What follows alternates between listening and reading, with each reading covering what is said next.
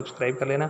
और आपको बता दें ये वीडियो है वो आने वाली सभी प्रतियोगी परीक्षाओं के लिए बहुत ही उपयोगी रहने वाली है, तो पूरा वीडियो ध्यान से ज़रूर देखना।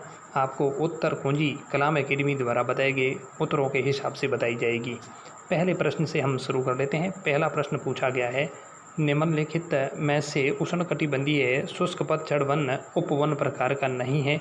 तो इस प्रश्न का पहला ही उत्तर है वो सही हो जाएगा। उप उष्ण पर्वतीय वन है वो इसके अंतर्गत नहीं आते हैं।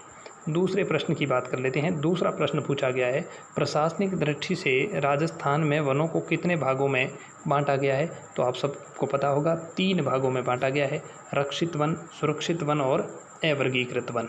3 भागों में ये बांटा गया है। तीसरा प्रश्न पूछा गया है, राजस्थान वन विभाग के प्रशासनिक प्रतिवेदन 2023 के अनुसार कौन से जिले में वनावरण में सर्वाधिक कमी दर्ज की गई है। तो ये जालोर इनका उत्तर माना है। चौथे प्रश्न की बात कर लेते हैं। चौथा प्रश्न बहुत शानदार प्रश्न था और इस प्रश्न के बारे में बात करें तो चौथा प्रश्न पूछा गया था, निम्नलिखित कथनों पर विचार कीजिए। पहला कथन था, ढाक पलास की पत्तियों को टिमरू कहा जाता है। ये पहला कथन तो गलत हो जाएगा। अर्जुन वृक्ष झालावाड़ जिले में बहुतायत मिलता है, ये कथन बिल्कुल सही है। महुआ वृक्ष आदिवासियों का कल्प वृक्ष कहलाता है, ये कथन सही है। यानी कि कथन नंबर ए है वो गलत हो जाएगा। तो बी और सी दोनों कथन सही है। बी और सी ऑप्शन नंबर सी में मिल जाएंगे। 5वें प्रश्न की बात कर लेते हैं। 5वां प्रश्न है, तो 5वें प्रश्न पर पूछा गया है, राजस्थान वन विभाग रिपोर्ट 2024-25 के अनुसार राज्य में अभिलेखित वन क्षेत्र का विस्तार कितना है। तो 33,014 वर्ग किलोमीटर क्षेत्र पर है राजस्थान का जो कुल अभिलेखित वन क्षेत्र है। छठे प्रश्न की बात कर लेते हैं। छठा प्रश्न पूछा गया है, ISFR 2023 के अनुसार 2021 की तुलना में राजस्थान में वन क्षेत्र में दर्ज की गई है तो नगण्य वृद्धि दर्ज की गई है, यानी थोड़ी वृद्धि हुई है, ज़्यादा नहीं। तो नगण्य वृद्धि इसका सही उत्तर हो जाएगा। 7वें प्रश्न की बात कर लेते हैं। 7वां प्रश्न पूछा गया है, निम्नलिखित घास विस्तार क्षेत्र में से असुमलित कौन सा है उसको बताना है। तो बुर है वो बीकानेर में है, धामण जैसलमेर में है, खस सवाई माधोपुर और भरतपुर में पाई जाती है, जबकि मोचिया घास है वो बाड़मेर इसका गलत उत्तर हो जाएगा।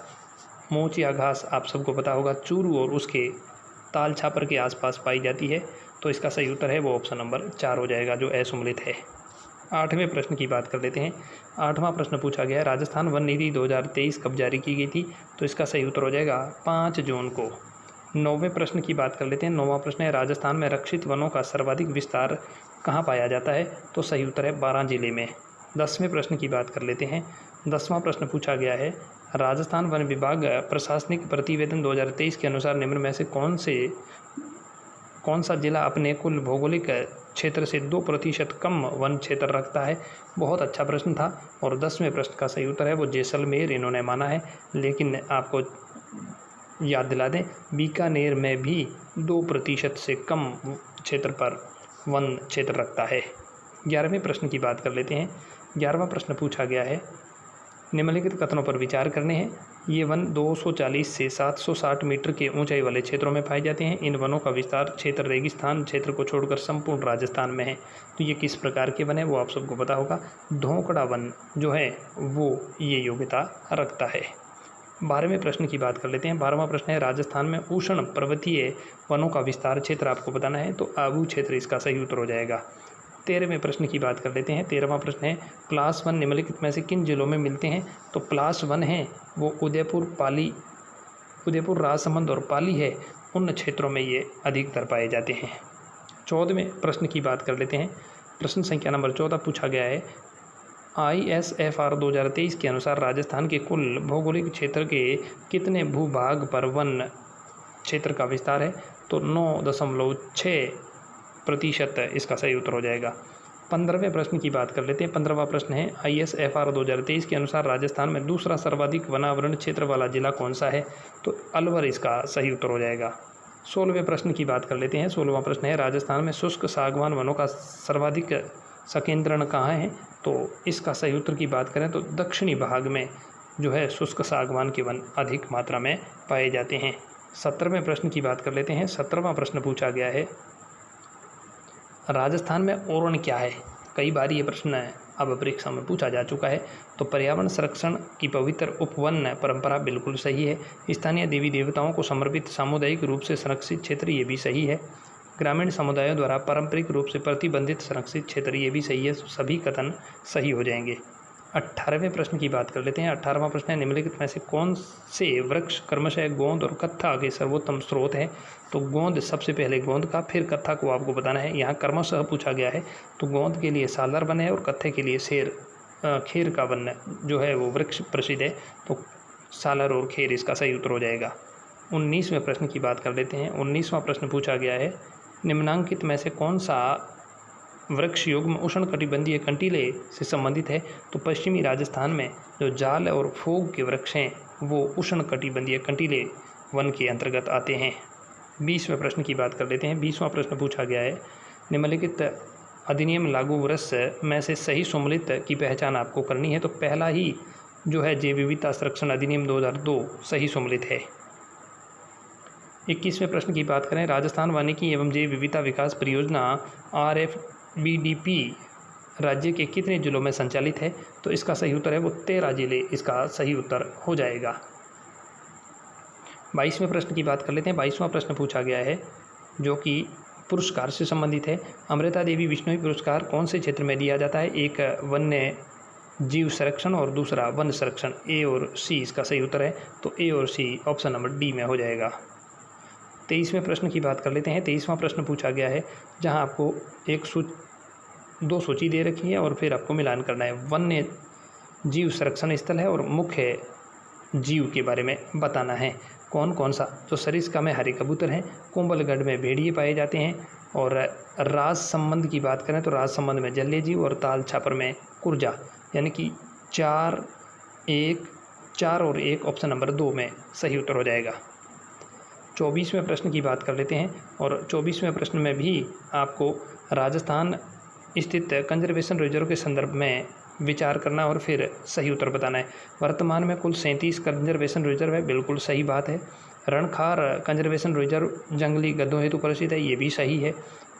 माहीसीर बड़ी झील उदयपुर राज्य का नवीनतम कंजर्वेशन रिजर्व है, ये गलत हो जाएगा क्योंकि भीलवाड़े वाला जो है वो सबसे नवीनतम है, यानी कि ए और बी ऑप्शन सही है, जबकि ऑप्शन नंबर सी गलत हो जाएगा। ए और बी कथन सही है। बात करें 25वें प्रश्न की। 25वां प्रश्न पूछा गया है जो कि निम्नलिखित शुभंकर और जिले में असम्मिलित युग्म आपको बताना है। तो पहला है जलपीपी बांसवाड़ा में है, चीतल जयपुर का है, राजहंस नागौर का है, जबकि खड़मोर है वो भीलवाड़ा का नहीं है। भीलवाड़ा का मोर है जो कि शुभंकर है भीलवाड़े ज़िले का। 26वें प्रश्न की बात कर लेते हैं। 26वें प्रश्न में आपको एक तरफ कथन है और फिर आपको कूट के हिसाब से उत्तर देना है। निम्न में से 25 जून 2025 को राजस्थान की नवसर्जित रामसर साइट स्थल के बारे में बताना है। तो 2 साइटों को 2025 जून में रामसर साइट घोषित किया गया था, एक खींचन फलोदी को और दूसरा मेनार उदयपुर को। ए और सी ऑप्शन नंबर पहले में सही उत्तर हो जाएगा। 27वें प्रश्न की बात कर लेते हैं। 27वां प्रश्न है, राजस्थान वानिकी एवं जैव विविधता परियोजना फेज़ 2 के अंतर्गत राज्य में कितने वन्यजीव अभ्यारण्यों को शामिल किया गया है? बहुत ही शानदार प्रश्न है और इसका सही उत्तर है वो ऑप्शन नंबर 1, 7 वन्यजीव अभ्यारण्यों को शामिल किया गया है। 28वें प्रश्न की बात कर लेते हैं।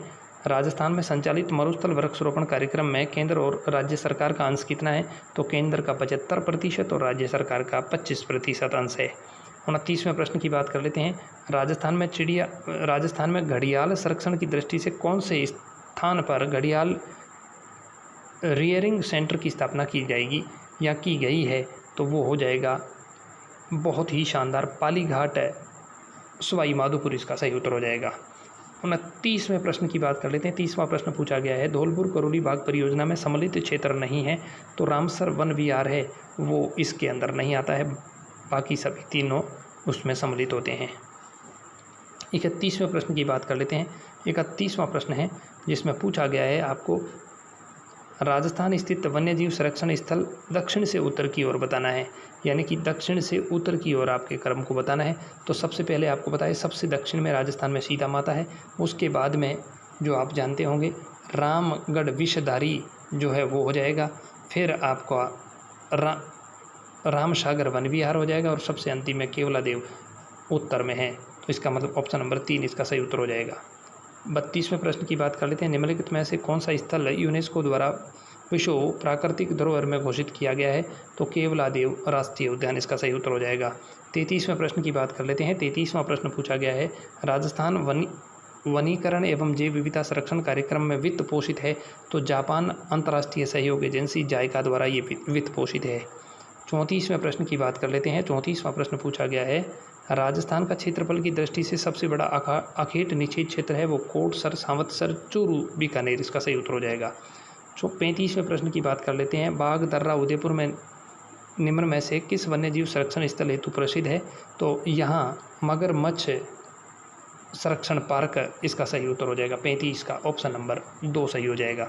36 की बात कर लेते हैं। तो 36 में एक तरफ धार्मिक स्थल है और दूसरी तरफ जिले से संबंधित है। सूची 1 और 2 को मिलाना है। धार्मिक स्थल, सूची, जिला। भद्रकाली मंदिर जो कि हनुमानगढ़ में है, सालासर बालाजी चूरू में है, श्यान मंदिर है वो भी चूरू में है, जबकि बांडा शाह जैन मंदिर है वो बीकानेर। ऑप्शन नंबर पहले का 4, 2, ऑप्शन नंबर 4 इसका सही उत्तर हो जाएगा। 37वें प्रश्न की बात कर लेते हैं। 37वां प्रश्न पूछा गया है, खुदाबख्श बाबा की दरगाह पाली में किस स्थान पर स्थित है? तो सांदड़ी इसका सही उत्तर हो जाएगा, यानी कि सांदड़ी में ये दरगाह है। 38वें प्रश्न की बात कर लेते हैं। 38वां प्रश्न पूछा गया है, निम्नलिखित में से किस स्थान पर चीनी यात्री हेन सियांग ने गुर्जराता प्रदेश की राजधानी के रूप में अभिलेखित किया है? तो भीनमाल इसका सही उत्तर हो जाएगा। 39वें प्रश्न की बात कर लेते हैं। निम्न में से कौन सा धार्मिक स्थल जोधपुर जिले में स्थित नहीं है? तो इस प्रश्न का सही उत्तर है वो नींबू का नाथ महादेव मंदिर, इसका सही उत्तर हो जाएगा। ये पाली जिले में स्थित है। बात करें 40वें प्रश्न की। 40वां प्रश्न पूछा गया है, चौमुखा जैन मंदिर पाली के संदर्भ में निम्नलिखित असत्य कथन की पहचान करनी है। असत्य कथन की बात करें तो इसका सही उत्तर की बात करें, ऑप्शन नंबर 3, मंदिर का निर्माण का कार्य मंडन नामक शिल्पी के मार्गदर्शन में हुआ, ये कथन गलत है, बाकी सभी सही है। 41वें प्रश्न की बात कर लेते हैं। 41वां प्रश्न पूछा है, निम्नलिखित में से राजस्थान का खजुराहो किसे कहा जाता है? तो किराड़ू का जो मंदिर बाड़मेर में है उनको राजस्थान का खजुराहो कहा जाता है। 42वें प्रश्न की बात कर लेते हैं। असुमलित की पहचान करनी है तो ग्रेनाइट सिटी जालोर को कहा जाता है, ना कि भीलवाड़ा। चौथा ऑप्शन है वो असुमलित है। 43वें प्रश्न की बात कर लेते हैं। 43वां प्रश्न पूछा गया है, निम्नलिखित कथनों पर विचार करना है। 9वीं से 10वीं शताब्दी में शिव उपासना का केंद्र था। 10वीं शताब्दी में निर्मित भगवान शिव को समर्पित घटेश्वर मंदिर था। महाराणा प्रताप की छतरी है, तो महाराणा प्रताप की छतरी वो आप सबको पता होगा बारडोली में है, तो इसका सही उत्तर हो जाएगा ऑप्शन नंबर 3 जो 43 का है वो सही उत्तर हो जाएगा। 44वें प्रश्न की बात कर लेते हैं। 44वां प्रश्न पूछा गया है, बोहरा संत अब्दुल्ला रसूल की मजार कहाँ है? तो बांसवाड़ा इसका सही उत्तर हो जाएगा। 45वें प्रश्न की बात कर लेते हैं। 45वां प्रश्न पूछा गया है, सीताबाड़ी मंदिर के संदर्भ में असत्य कथन आपको बताना है। तो सीताबाड़ी ये मंदिर बूंदी जिले में स्थित है, यही पहला ही कथन असत्य है क्योंकि ये 12 जिले में है, ना कि बूंदी में। 46वें प्रश्न की बात कर लेते हैं। 46वां प्रश्न है, निम्नलिखित में से असुमलित युग्म की पहचान करनी है। तो बीजासन माता का मंदिर जो 12 में लिखा है इन्होंने, ऊषा मंदिर भरतपुर में है, केला देवी का मंदिर करौली में है, धुमेश्वर महादेव मंदिर सवाई माधोपुर में। 46वें का ऑप्शन नंबर पहला बीजासन माता का मंदिर है जो कि बूंदी में है, ना कि 12 में, यही ऑप्शन गलत हो जाएगा। 47वें प्रश्न की बात कर लेते हैं। आभानेरी का हर्षद माता मंदिर मूलतः किसको समर्पित है? तो भगवान विष्णु, इसका सही उत्तर हो जाएगा। 48वें प्रश्न की बात कर लेते हैं। 48वां प्रश्न पूछा गया है, नारायणी माता मंदिर बरवा डोंगरी वर्तमान किस जिले में स्थित है? तो इसका सही उत्तर है वो अलवर जिला हो जाएगा। 49वें प्रश्न की बात कर लेते हैं। 49वें प्रश्न में 2 सूचियाँ दे रखी हैं, फिर एक तरफ सूची में स्थल है, दूसरी तरफ जिला है, आपको मिलान करना है। तो देवनारायण जी का मंदिर जोधपुरिया, दूसरा है बागोर साहब का गुरुद्वारा, यानी कि जो देवनारायण जी का जो मंदिर है वो आप सबको पता होगा टोंक में है, और बागोर साहिब का गुरुद्वारा है जो कि भीलवाड़ा में है। हर्षद माता का मंदिर सीकर में है, भरतरी का मंदिर अलवर में है। 3 4 3 4 2 1 3 4 2 1 ऑप्शन नंबर 2 में सही उत्तर हो जाएगा। 50वें प्रश्न की बात कर लेते हैं। 50वां प्रश्न पूछा गया है, किस नगर को स्वर्ण नगरी कहते हैं? तो जैसलमेर को स्वर्ण नगरी कहते हैं, जबकि जालोर को सुवर्ण नगरी कहा जाता है। बात कर लेते हैं 51वें प्रश्न की। तो 51वां प्रश्न है, फलवर्दी का विजयपुरा विजयनगर निम्न में से किस नगर के प्राचीन नाम है? तो फलोदी इसका सही उत्तर हो जाएगा। 52वें प्रश्न की बात कर लेते हैं, विष्णु को समर्पित चारभुजा मंदिर राजसमंद के किस स्थान पर स्थित है? तो बहुत अच्छा प्रश्न है ये, और इस प्रश्न का सही उत्तर हो जाएगा गढ़बोर।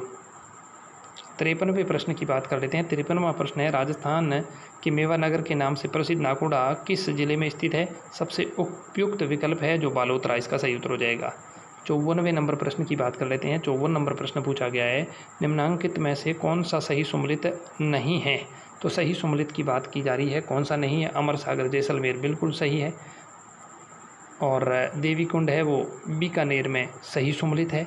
जबकि ऑप्शन नंबर 54 का जो है 3 काला भेरा कोटा इसका गलत उत्तर हो जाएगा, यानी कि ये जो है वो कोटा में नहीं है।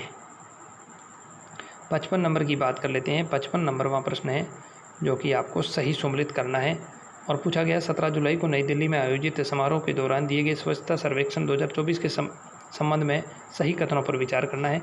तो जयपुर ग्रेटर को सुपर स्वच्छता लीग सम्मान प्रदान किया, बिल्कुल सही है। डूंगरपुर को प्रोसेसिंग स्वच्छता शहर का पुरस्कार प्रदान किया, ये भी सही है। और इस वर्ष राजस्थान के 20 शहर भारत के स्वच्छ 100 शहरों में रैंकिंग में शामिल थे, ये भी कथन सही है। तो A, B, C तीनों कथन सत्य है। 56 नंबर की बात कर लेते हैं। 56 नंबर प्रश्न पूछा गया है, जुलाई 2025 में राष्ट्रपति द्रौपदी मुर्मू ने आदेश जारी कर पंजाब एवं हरियाणा हाईकोर्ट के किस न्यायाधीश का तबादला राजस्थान हाईकोर्ट में किया था? राजस्थान हाईकोर्ट में पंजाब हरियाणा के कौन से जज साहब का किया था? तो जस्टिस संजीव प्रकाश शर्मा इसका सही उत्तर हो जाएगा। 57वें प्रश्न की बात कर लेते हैं। 57वां प्रश्न है, 76वें राष्ट्रीय वन महोत्सव के संबंध में निम्नलिखित कथनों पर विचार करना है। पहला कथन है, इसका आयोजन 27 अगस्त को जगत गुरु रामानंद संस्कृत विश्वविद्यालय जयपुर में किया गया था, बिल्कुल सही बात है। 57वें प्रश्न का ये कथन बिल्कुल सही है। और इस अवसर पर उपकार संस्थान अलवर को संस्थागत श्रेणी में वर्ष 2023 का अमृता देवी बिश्नोई पुरस्कार प्रदान किया गया था, दोनों कथन सही है। 58वें प्रश्न की बात कर लेते हैं। 58वां प्रश्न है, मिशन हरियालो राजस्थान 20 के तहत हरियाली तीज के अवसर पर एक ही दिन में सर्वाधिक पौधारोपण राज्य के किस जिले में किया गया था? तो जयपुर इसका सही उत्तर हो जाएगा। 59 नंबर प्रश्न की बात कर लेते हैं। 59 नंबर प्रश्न पूछा गया है, 19 जुलाई को केंद्रीय नवीन एवं नवीकरणीय ऊर्जा मंत्री प्रहलाद जोशी ने बाप फलोदी में 435 मेगावाट के गोरबिया सौर ऊर्जा परियोजना का उद्घाटन किया। ये परियोजना किसके द्वारा विकसित की जा रही है? तो जेलेट्रा इंडिया के द्वारा, इसका सही उत्तर हो जाएगा। 60वां प्रश्न पूछा गया है, दक्षिणी कोरिया में आयोजित 32वीं Asian junior individuals squash championship में राजस्थान के किन 2 खिलाड़ियों ने स्वर्ण पदक जीता था? तो बहुत अच्छा प्रश्न है ये, अहनाथ सिंह और आर्यवीर इसका सही उत्तर हो जाएगा। 61वें प्रश्न की बात कर लेते हैं। व्यक्तित्व को उसके सामाजिक के आधार पर अंतर्मुखी बहिर्मुखी वर्गों में विभाजित करने वाले मनोवैज्ञानिक कौन थे? तो इसका सही उत्तर हो जाएगा, व्यक्तित्व के अनुसार जुंग ने व्यक्तित्व 3 प्रकार की बताए थे, अंतर्मुखी, बहिर्मुखी और उभयमुखी। बात करें 62वें प्रश्न की, व्यक्तित्व का कौन सा प्रकार क्रिश्चियर ने नहीं दिया था? बहुत अच्छा प्रश्न है। तो इसका सही उत्तर हो जाएगा, पिकनिक, एस्थेनिक और एथलेटिक, ये तीनों दिए थे, लेकिन एंडोमॉर्फिक और मेसोमॉर्फिक इन्होंने नहीं दिया था। 63 नंबर की बात कर लेते हैं। व्यक्तित्व मापन की कौन सी विधि कारक विश्लेषण पर आधारित है? तो इसका सही उत्तर है वो हो जाएगा 16 PF, यानी कि ऑप्शन नंबर 4 इसका सही उत्तर हो जाएगा। 64वें प्रश्न की बात कर लेते हैं। 64वां प्रश्न पूछा गया, निम्नलिखित में से कौन सी व्यक्तित्व आंकलन की प्रक्षेपी तकनीक नहीं है? यहाँ आपको जरूर ध्यान देना है, नहीं है तो मिनीसोटा बहुस्तरीय व्यक्तित्व अनुसूची इसका सही उत्तर हो जाएगा। 65वें प्रश्न की बात कर लेते हैं। 65वां प्रश्न पूछा गया है, व्यक्तित्व व्यक्ति के भीतर उन मनोदैहिक गुणों का गत्यात्मक संगठन है जो परिवेश के प्रति होने वाले अपूर्व अभियोजनों के निर्माण करता है। ये परिभाषा किसने दी थी? तो इसका सही उत्तर हो जाएगा आलपोर्ट। 66वें प्रश्न की बात कर लेते हैं। व्यक्ति की शरीर की बनावट के आधार पर व्यक्तित्व का वर्गीकरण किसने किया था? व्यक्तित्व के शरीर के आधार पर तो सेल्डन इसका सही उत्तर हो जाएगा। 67 नंबर प्रश्न की बात कर लेते हैं। 67 नंबर है, व्यक्तित्व के मापन में प्रोजेक्टिव तकनीकी अन्य परीक्षणों से बेहतर होती है क्योंकि? तो इस प्रश्न का सही उत्तर हो जाएगा क्योंकि ये परीक्षा को नहीं पता कि वह अपने विचारों और भावनाओं को प्रकट कर रहा है। ऑप्शन नंबर 3 इसका सही उत्तर हो जाएगा। 68वें प्रश्न की बात कर लेते हैं। व्यक्तित्व संरचना इदम अहम और परम अहम किसने व्यक्त किया था? तो ये फ्राइड इसका सही उत्तर हो जाएगा। सिगमंड फ्राइड ने ही इदम अहम और परम अहम के नाम दिए थे। व्यक्तित्व का 5 कारक सिद्धांत किसने प्रतिपादित किया था? 5 कारक सिद्धांत है वो कोस्टा और मैकरे इसका सही उत्तर हो जाएगा। 17वें प्रश्न की बात कर लेते हैं। 17वां प्रश्न पूछा गया है, किस परीक्षण के दौरान बच्चों को कहानी सुनाने के लिए कहा जाता है? यानी कि कौन सा वो परीक्षण है जिसके तहत बच्चों को कहानी सुनाने के कहा जाता है? तो इसका सही उत्तर है बालक अंतर बोध परीक्षण CAT के तहत बच्चों से कहानी के बारे में कहा जाता है। जिस हिसाब से बच्चा कहानी बताता है उसी हिसाब से उसका व्यक्तित्व का आकलन किया जाता है। 71 नंबर की बात कर लेते हैं। 71 नंबर प्रश्न पूछा गया है, व्यक्तित्व के विषय में असत्य कथन कौन सा है? तो व्यक्तित्व के विषय में जो अकथन है वो पहला ही कथन अकथित है, असत्य है, क्योंकि व्यक्तित्व स्थिति के अनुसार अपरिवर्तित नहीं जबकि परिवर्तित रहता है, वो पहला कथन गलत हो जाएगा। 72वें प्रश्न की बात कर लेते हैं। निम्न में से कौन सी व्यक्तित्व मापन की व्यवहारात्मक विश्लेषण विधि नहीं है? ये प्रश्न आपको बहुत ध्यान से पढ़ना है। तो रोर्सा परीक्षण इसका सही उत्तर हो जाएगा। 73वें प्रश्न की बात कर लेते हैं। व्यक्तित्व एक व्यक्ति के संपूर्ण व्यवहार प्रतिमान और उसकी विशेषताओं के योग का उल्लेख करता है, ये परिभाषा किसने दी थी? तो इसका सही उत्तर है बिग और हंट ने। 74वें की बात कर लेते हैं। तो व्यक्तित्व की विशेषता नहीं है, तो व्यक्तित्व की विशेषता किस में नहीं है? तो ऑप्शन नंबर 3 विकास की अनिरंतरता, ऑप्शन नंबर 3 सही हो जाएगा। 75 की बात कर लेते हैं। 75वां प्रश्न है, निम्नलिखित में से कौन सी व्यक्तित्व की विशेषता नहीं है?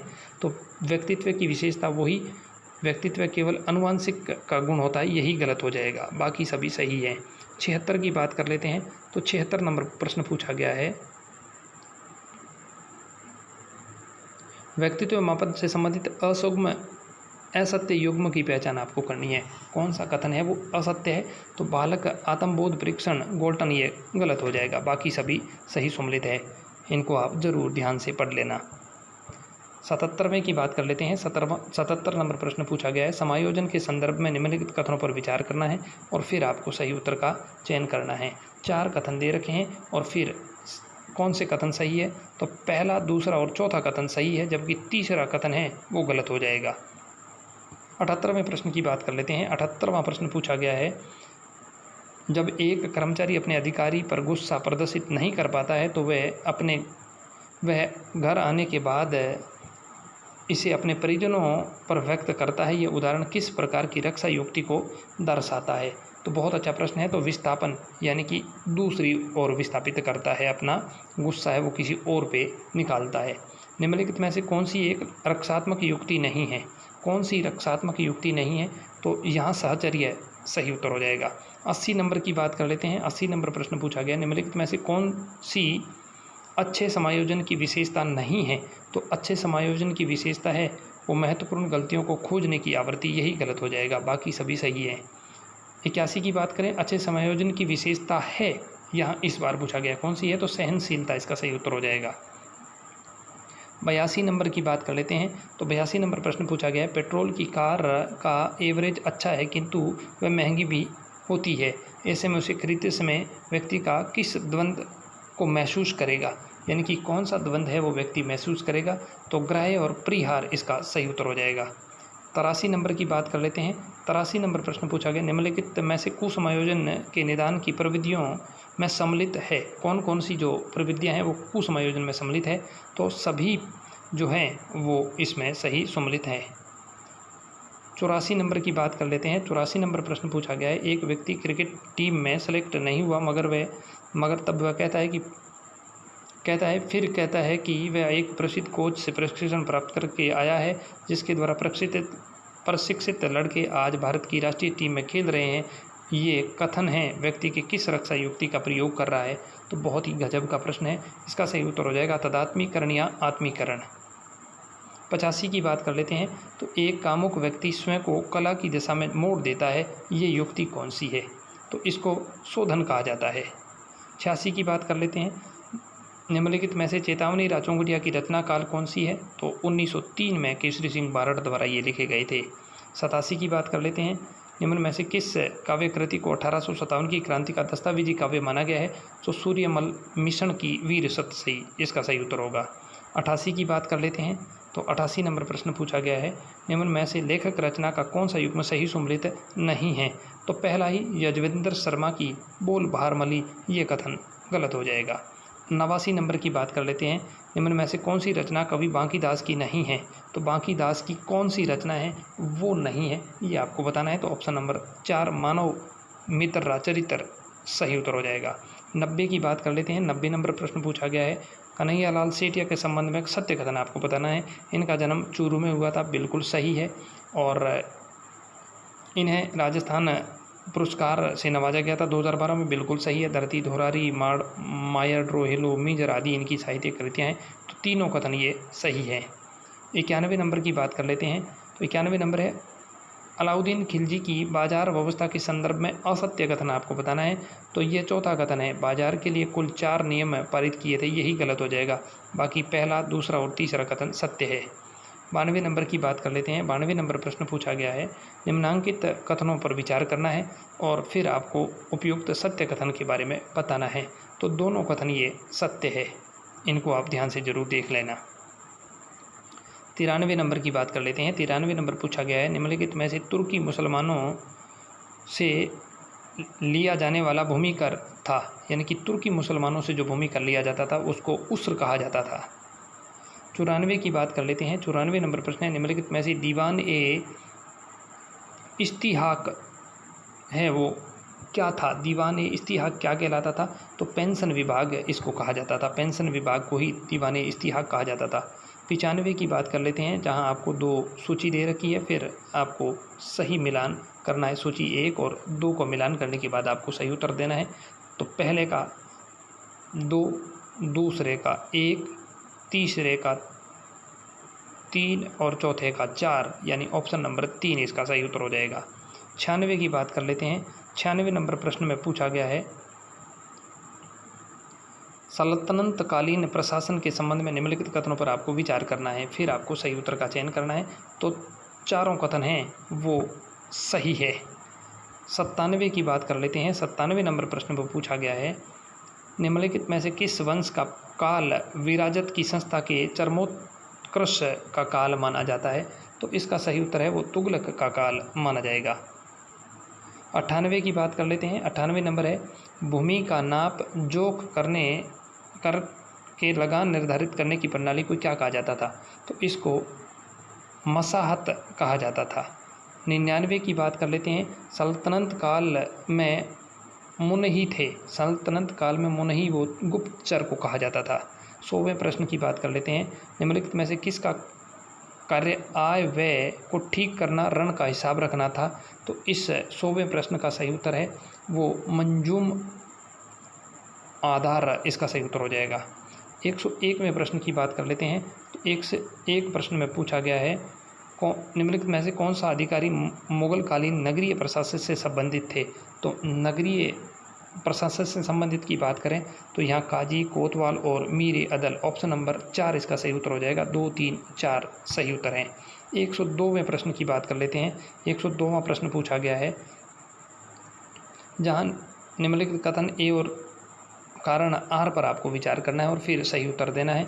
तो बता दें आपको, दोनों ए और आर दोनों सही है, आर ए का सही विश्लेषण कर रहा है। 103 नंबर की बात कर लेते हैं। 103 नंबर प्रश्न पूछा गया है, एक सूची है, दूसरी सूची है, इनको मिलाना है और फिर आपको इसका उत्तर बताना है। तो इस सूची का सही उत्तर है वो 1, 2, 3, 4 सभी सही सम्मिलित हैं। 104वें प्रश्न की बात कर लेते हैं। प्रथम श्रेणी का मनसबदार कहलाता था, प्रथम श्रेणी का मनसबदार कौन कहलाता था? जिसके जात और स्वार की संख्या समान होती थी, वो ही प्रथम श्रेणी का मनसबदार कहलाता था।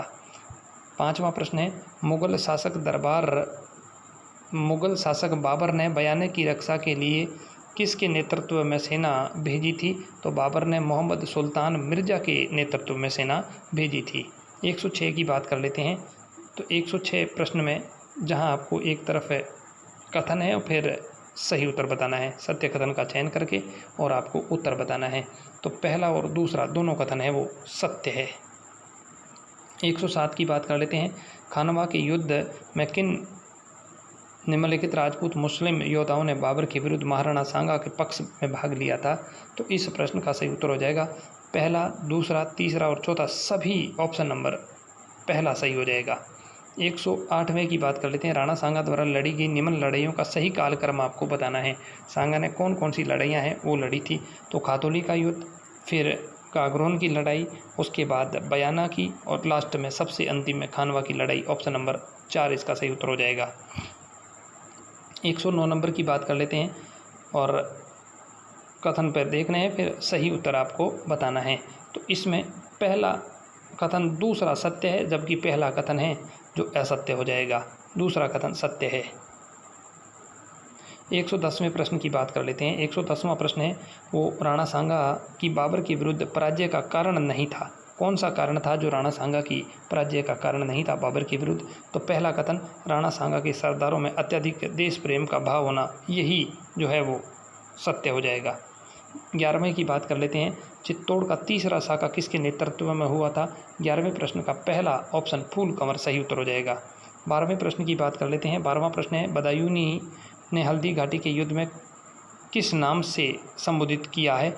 तो हल्दी घाटी का युद्ध को बदायूनी ने गोगुंदा का युद्ध कहा था। 113 की बात कर लेते हैं। 113 में पूछा गया है अकबर द्वारा महाराणा प्रताप के पास भेजे गए अंतिम शिष्टमंडल का नेतृत्व किसने किया था? तो इसका सही उत्तर है वो टोडरमल हो जाएगा 113 का। 114 नंबर की बात कर लेते हैं। 114 नंबर में पूछा गया है हल्दी घाटी के युद्ध के संबंध में सत्य कौन सा कथन नहीं है? तो इसका ऑप्शन नंबर 4, उपयुक्त में से कोई नहीं। पहला, दूसरा और तीसरा तीनों कथन है वो सही है। 115 की बात करें। कुंभलगढ़ को मुगलों द्वारा पहली बार अधिग्रहित किया गया था, तो कब किया गया था? 1578 इसका सही उत्तर हो जाएगा। 116 की बात कर लेते हैं। 116 में पूछा गया है राणा प्रताप के पुत्र अमर सिंह ने शेरपुर के मुगल शिविर पर आक्रमण किया, किस मुगल सेना नायक के परिवार की महिलाओं को बंदी बनाया था? बहुत अच्छा प्रश्न है। तो इस प्रश्न का सही उत्तर हो जाएगा अब्दुर्रहीम खान खाना। ऑप्शन नंबर 3 इसका सही उत्तर हो जाएगा। 117 की बात कर लेते हैं। दिवेर का युद्ध कब हुआ था? तो दिवेर का युद्ध है वो 1582 में हुआ था। 18वें की बात कर लेते हैं। तो 18वां प्रश्न है महाराणा प्रताप के विरुद्ध अकबर के अंतिम अभियान कब और किसके नेतृत्व में भेजा गया था? तो इसका सही उत्तर हो जाएगा 1584 जगन्नाथ कछवा के नेतृत्व में भेजा गया था। 18 का ऑप्शन नंबर पहला सही उत्तर हो जाएगा। 119 की बात कर लेते हैं। 119वां प्रश्न है मेवाड़ शासक राज सिंह के संबंध में असत्य कथन आपको बताना है। असत्य कथन बताना है तो ऑप्शन नंबर 3, राज सिंह औरंगजेब की हिंदू विरोधी नीति का समर्थक था, यही कथन जो है वो असत्य है, बाकी सभी सही हैं। 120 की बात कर लेते हैं। किस महाराणा ने मुगलों के विरुद्ध राठौड़ सिसोदिया गठबंधन बनाया था? राठौड़ सिसोदिया गठबंधन है वो राज सिंह ने ही बनाया था। 121वें की बात कर लेते हैं। सिवाना दुर्ग पर अकबर का अधिकार किस वर्ष हुआ था? अकबर ने सिवाना दुर्ग पर 1575 में अधिकार कर लिया था। 122वें की बात कर लेते हैं। तो 122वां प्रश्न पूछा गया है औरंगजेब की सामूगढ़ की विजय के पश्चात महाराणा राज सिंह ने किसे औरंगजेब के बधाई और भेंट देने भेजा था? बहुत अच्छा प्रश्न है। तो इसका सही उत्तर हो जाएगा सुल्तान सिंह। ऑप्शन नंबर 2 सही हो जाएगा। 123 की बात कर लेते हैं और फिर आपको सही उत्तर बताना है। निम्नलिखित कथनों पर विचार करना है और फिर सही कूट के साथ आपको उत्तर देना है। 123 का ऑप्शन नंबर 4, 1 और 3 कथन है वो सही है। पहला कथन सही है और तीसरा कथन सही है। 124वें की बात कर लेते हैं। 124वां प्रश्न पूछा गया है, फिर आपको सही उत्तर बताना है। निम्नलिखित कथनों पर विचार करके सत्य कथन आपको बताना है। 124वें के सही उत्तर की बात करें तो पहला और दूसरा कथन सत्य है, यानी पहला और दूसरा सत्य है, तीसरा कथन गलत हो जाएगा।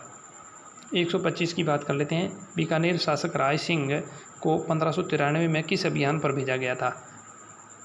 तो इसका सही उत्तर हो जाएगा ठट्टा का अभियान, यानी कि 1593 में भेजा गया था इनको। 126वें की बात कर लेते हैं। बीकानेर शासक राय सिंह के संबंध में निम्नलिखित कथनों पर विचार आपको करना है। 126 का सही उत्तर फिर आपको नीचे देना है।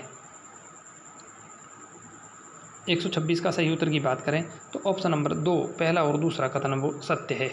127 की बात कर लेते हैं। 127वां प्रश्न है, राय सिंह की सेवाओं से प्रश्न होकर अकबर ने राय सिंह को जागीर प्रदान की थी। कौन सी जागीर है वो प्रदान की थी, आपको सही उत्तर बताना है। तो पहला, दूसरा, तीसरा, चौथा ऑप्शन नंबर सारे जूनागढ़, नागौर, नूपुर और काठियावाड़, चारों ऑप्शन हैं वो सही हो जाएंगे। 128 की बात कर लेते हैं, मुगलों द्वारा मान सिंह कछवा को सूबेदारी प्रदान की गई थी। 128 में कौन सी सूबेदारी प्रदान की गई थी? बिहार, बंगाल और काबुल, ऑप्शन नंबर 4 सही हो जाएगा। 129 की बात कर लेते हैं। 129वां प्रश्न है, मान सिंह कछवा के संबंध में निम्नलिखित कथनों पर विचार करना है। 3 कथन दे रखे हैं, फिर आपको सही कूट है वो उत्तर बताना है। तो पहला और तीसरा कथन सही है, ये गलत हो जाएगा। 130वें की बात कर लेते हैं। 130वां प्रश्न है, आमेर शासक मान सिंह कछवा के संबंध में सत्य कथन आपको बताना है और फिर सही कूट के साथ आपको उत्तर देना है। तो 130वें प्रश्न का बात करें तो पहला और दूसरा कथन दोनों सही है। 131 की बात कर लेते हैं। तो किस मुगल सूबेदार ने सदमन को युद्ध में पराजित किया था? तो इसका सही उत्तर है वो आमेर शासक मान सिंह कछवा, सही उत्तर हो जाएगा। 132वें की बात कर लेते हैं। 132वां प्रश्न है, किसके कहने पर हुमायूं ने मालदेव द्वारा दी जाने वाली सहायता को ठुकरा दिया था? किसके कहने पर हुमायूं ने ठुकराया था? तो मुल्ला सुर्ख इसका सही उत्तर हो जाएगा। 133 की बात करें, किस इतिहासकार के अनुसार मालदेव हुमायूं को कैद कर शेरशाह सूरी को सौंपना चाहता था? तो इसका सही उत्तर हो जाएगा अबुल फजल। 134 की बात कर लेते हैं। जोधपुर शासक रावचंद्र सेन के संबंध में निम्नलिखित में से सही कथन नहीं है। कौन सा कथन है वो सही नहीं है 134 में? तो कथन नंबर 2, रावचंद्र सेन ने लोहाट के युद्ध में अपने भाई राम से संघर्ष किया था, ये कथन गलत हो जाएगा। तो दूसरा कथन है वो सत्य नहीं है। 135 की बात कर लेते हैं। अकबर ने 1564 में किसके नेतृत्व में चंद्रसेन के खिलाफ सेना भेजकर जोधपुर पर अधिकार कर लिया था? 135वें का सही उत्तर की बात करें तो हुसैन खां कुल्ली इसका सही उत्तर हो जाएगा। 136 की बात करें, मुगलों के खिलाफ संघर्ष में रावचंद्र सेन के सहयोग में कौन कौन थे? और फिर आपको कूट के हिसाब से उत्तर देना था। 4 ऑप्शन आपके सामने हैं। सही कूट की बात करें 136 की, तो 136 का सही उत्तर है वो ऑप्शन नंबर 1, 2, 3, 4 सभी सही हो जाएंगे। 137 की बात कर लेते हैं। किसने चंद्रसेन की तुलना महाराणा प्रताप से की थी? वो कौन जो इतिहासकार थे उन्होंने चंद्रसेन की तुलना है वो महाराणा प्रताप से की है? तो पंडित विश्वेश्वरैयानाथ रेव ने ये तुलना की थी। 138 की बात कर लेते हैं। मारवाड़ के चंद्रसेन ने मुगलों से संघर्ष के लिए किस स्थान पर अपनी सेना को संगठित किया था? बहुत ही शानदार प्रश्न है, तो भद्राजोन इसका सही उत्तर हो जाएगा। 139 की बात कर लेते हैं। 139वां प्रश्न पूछा गया है, राणा सांगा के मूर्छित होने पर किसने हाथी पर बैठकर मेवाड़ी सेना का नेतृत्व किया और युद्ध जारी रखा था? तो इस प्रश्न का सही उत्तर हो जाएगा झाला अज्जा। 140वें प्रश्न की बात करें, बीकानेर शासक राय सिंह की मृत्यु कहाँ हुई थी? तो बीकानेर शासक राय सिंह की मृत्यु है वो बुरहानपुर महाराष्ट्र में हुई थी। 141 की बात कर लेते हैं। बुरहानपुर कहाँ स्थित है ये आपको कमेंट बॉक्स में ज़रूर बताना है। निम्नलिखित में से भूमध्य सागरीय कृषि का विस्तार क्षेत्र नहीं है, आपको बताना है। तो भूमध्य सागरीय कृषि का विस्तार है वो कहाँ नहीं है ये बताना है।